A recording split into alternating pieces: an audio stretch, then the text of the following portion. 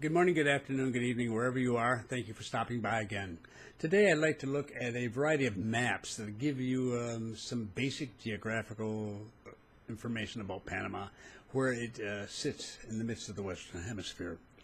And to start, I always use a map of the Western Hemisphere, which includes North and South America, because there's a tendency, a natural tendency amongst North Americans to think that South America is directly south of North America, that one is on top of the other, so to speak. But that is not the case. Let's take a look at a map of the Western Hemisphere. Now, as you can see, North America sticks further west and South America further east. They're really not directly one above the other for sure. And that little tiny bridge down there that you can see, which happens to be the Republic of Panama, is really small, and it's all that keeps these two continents connected. And it wasn't always there. As we look a little closer, you can see it again, and again, it underlines the fact that this is a west to east nation. I think that's important for you to understand, that we run from the west to the east, and the Atlantic is to the north of the country, and the Pacific is to the south of the country. That always comes as a bit of confusion for, I shouldn't say always, but much of the time, for people coming down for the very first time who are not familiar with the area.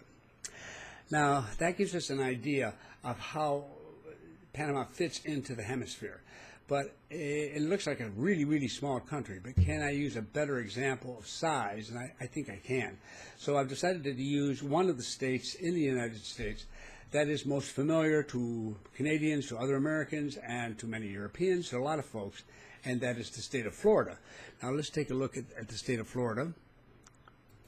And we can see that it's not a particularly large state. It's a fair-sized state, but it is just there over there in the southeast corner. It's smaller than many other states there.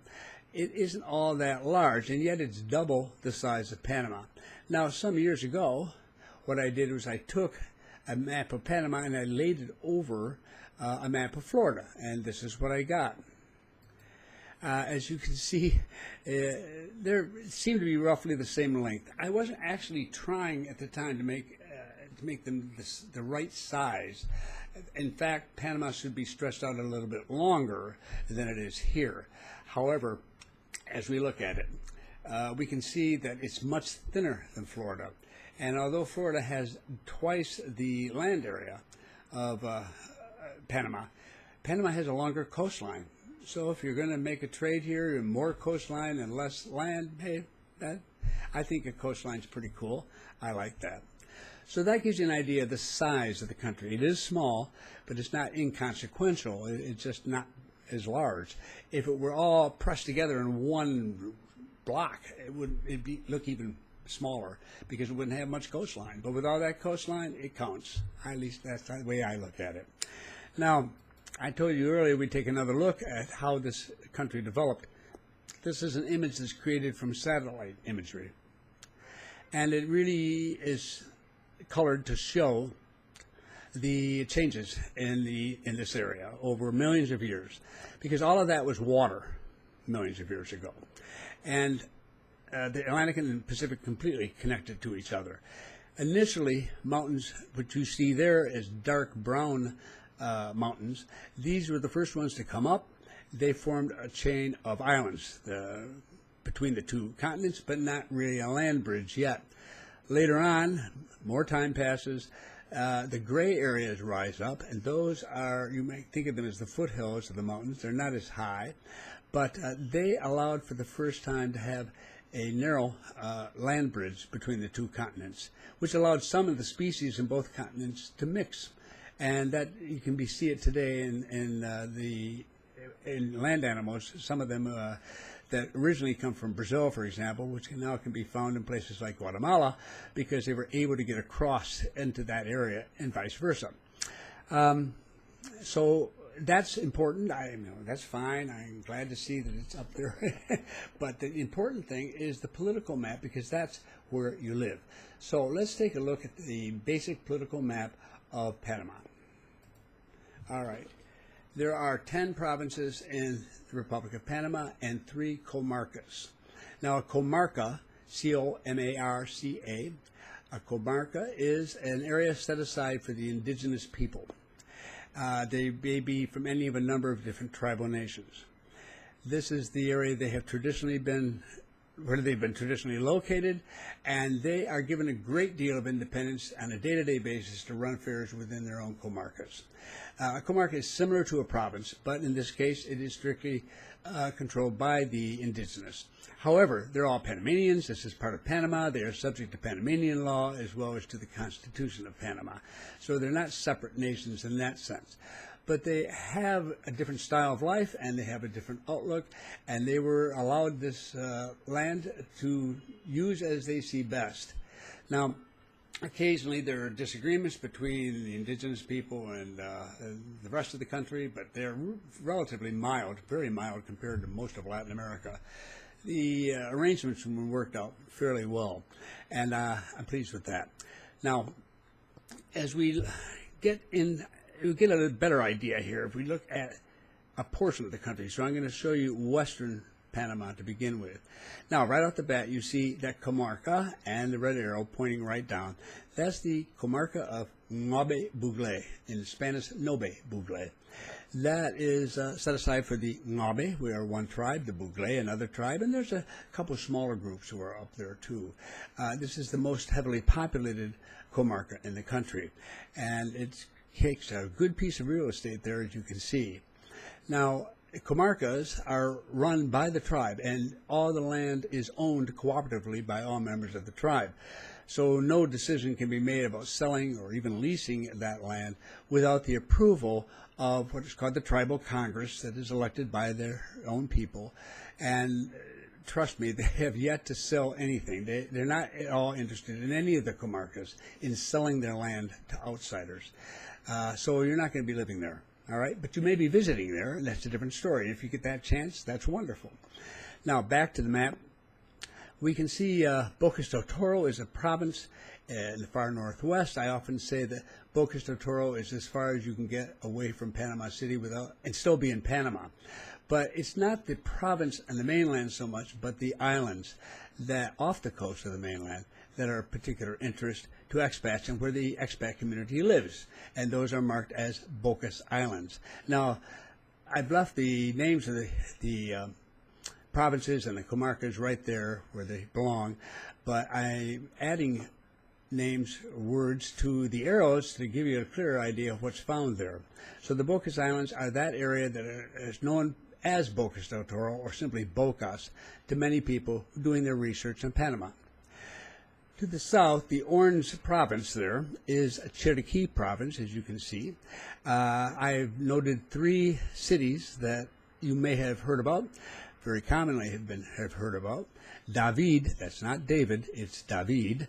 Boquete, not Boquete, but Boquete, and Volcan. The first letters I placed up in the province, roughly where these cities are found. And this is the mountainous area. The Boquete and Volcan areas are particularly noted for their cooler temperatures.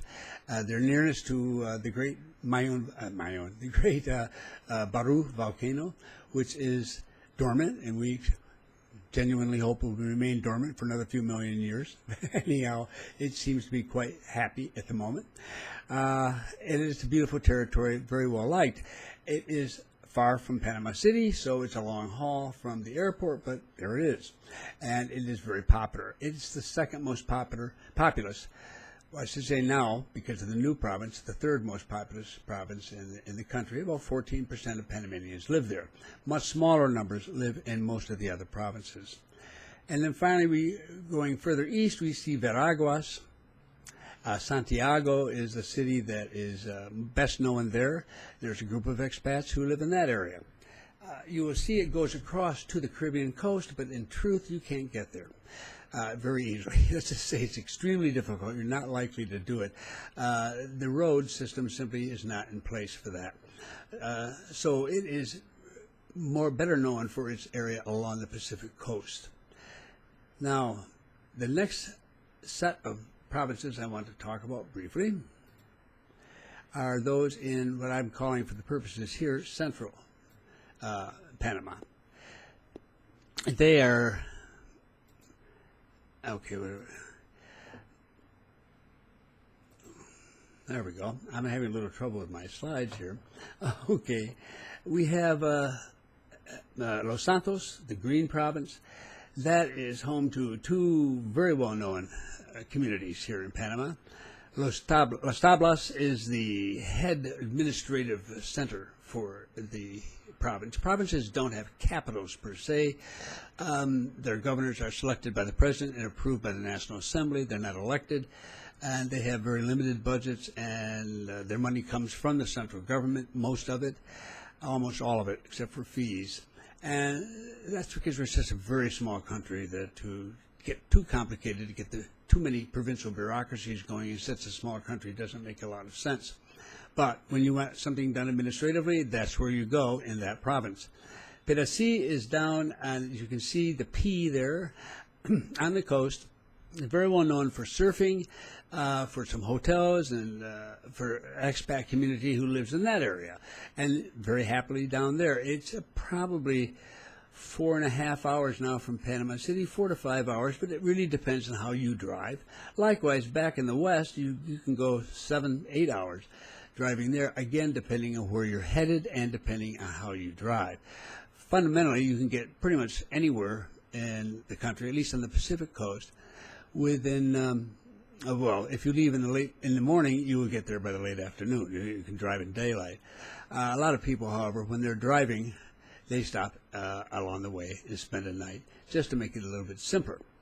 But in any event, that is Los Santos, and directly above it, the pink area, Herrera. It has the city of Chitre. Chitre, like Las Tablas, are really pretty substantial cities in the 250,000 range. They provide quite a few amenities and services. But in this case, they also provide, Chitre provides proximity to a coastal area as well. There are a group of expats who live there.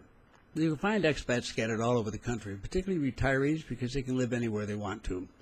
And so, although there may be large concentrations of them in some areas, much of that is because that's where the developments are and where the advertising is. Now, the next province, along the line here is Cocle, and it has two areas. I just pointed out two of them. Panama is the administrative center. It is a good-sized city like Chitre and Las Tablas and David. It has, and Santiago, it has a lot of amenities and services there, but it's inland. I like the others. It's not particularly special, but it is home to a number of expats. Playa Blanca, which I mentioned, which is on the coast, this is just one of several beaches and developments in the area. I could have used so many others, but you may run across this in reading. This is not an endorsement of Playa Blanca, the project, but it does show you the extent of the coastal area west of the city, where so many of our housing developments are found. So, having left there, we move on. Excuse me. To I'm going to call for this sake, Eastern Panama. Up at the top, we'll start. Colón is the green province. I call it Colón City. It's just called Colón, so to speak, but I'll call it Colón City to make it clear that this is the city at the end of the Panama Canal on the Caribbean side. It is home to the world's second largest free trade zone. It's a port city. It hasn't been well cared for in recent decades, and it's gotten really run down. So there's a terrific amount of rehabilitation work going on up there, and we hope that they can return it to what it was in the past, which is really a very beautiful city. But for the moment, it's in that state. There are not a lot of expatriates who live on the Caribbean coast. Those who, in this area at least, those that do live to the east along the coast from Colón to the right, so to speak, on the map.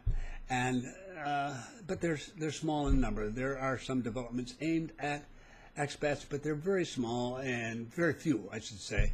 And as a result, they have a lot of trouble competing with the Pacific side, where the bulk of the developments can be found. Nonetheless, there are places to go there for tourist sites, that are really quite fun. And when you're here, you'll undoubtedly visit the area. Now, below you see an orange Panama Oeste, which is Panama West in Spanish, and Panama itself, the province. These two were one province. The province of Panama, when I arrived in 2004, and it remained that way until a few years ago. The challenge is the majority of the population of the country live in these two provinces. And having it as one province really wasn't administratively, didn't make a lot of sense to people, so it was divided. The dividing line between the two provinces is the Panama Canal. So it's on one side of the canal is Panama West, and the other side is Panama. Now, in Panama West, we have two large urban areas, Arrejan and La Chorrera, which you can see are not too far from the canal. They are rapidly growing areas. They're economically tied into Panama City. They are part of the greater metropolitan area of Panama City. No question about that. Economically, the ties are very, very clear. Right across the canal, you see the province of Panama. You see PC. That is Panama City, of course. And that whole area there is very heavily populated. Ergo, half the population living in the greater metropolitan area. It makes quite a difference. And then finally, we get over to the Darien, and there we find the city of Yavisa. Now, Yavisa is a small town, basically. Its claim to fame is it's the far as you can go on the Inter-American Highway, or the Pan-American Highway, whichever you want to call it, and before you have to stop, because there is no road through to Colombia. That area between the road in Yavisa and where it begins in Colombia is referred to frequently as the Darien Gap. It is rainforest, jungle, whatever you want to call it, but it's an extraordinarily important area ecologically, and no one's enthusiastic about putting a road through it and possibly upsetting that entire ecology and causing Lord knows how many other problems.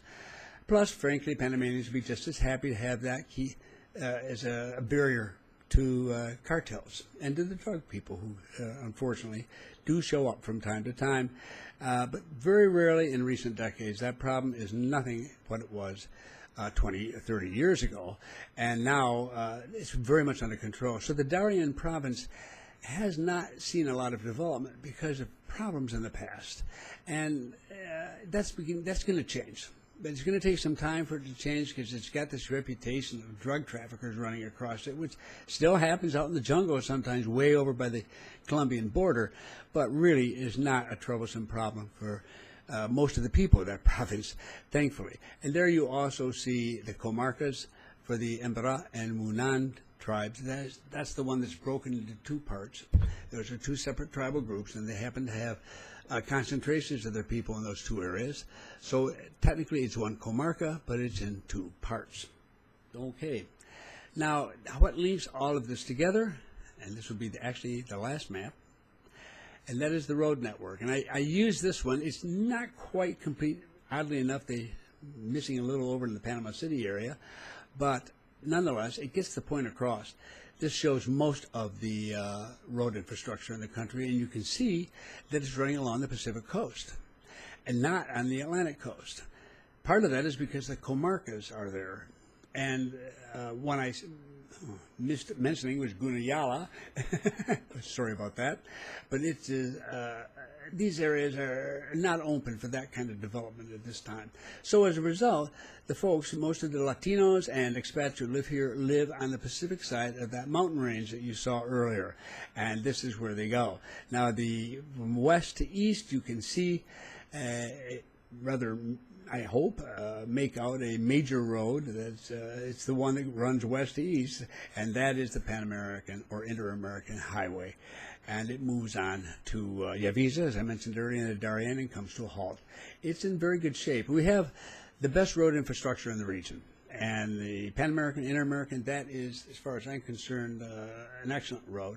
Now that we've finally completed the last portion of the 4 lanes to David, it stops, about 20 miles or 30 kilometers or so from Panama City going east, but it is scheduled for expansion to 4 lanes from that point on to Lake Bayano, which exists in that part of the world, and on to, eventually, I trust, to Yavisa.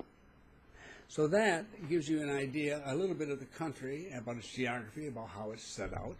It doesn't answer a lot of questions, I have no doubt.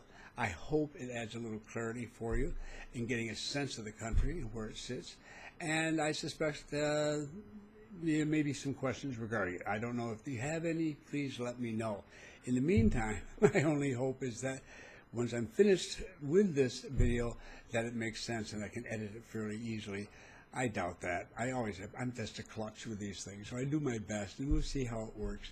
But I'm going to try to improve some of the presentation quality of these videos as best I can in times to come. Thank you so much for stopping by, and I look forward to seeing you again.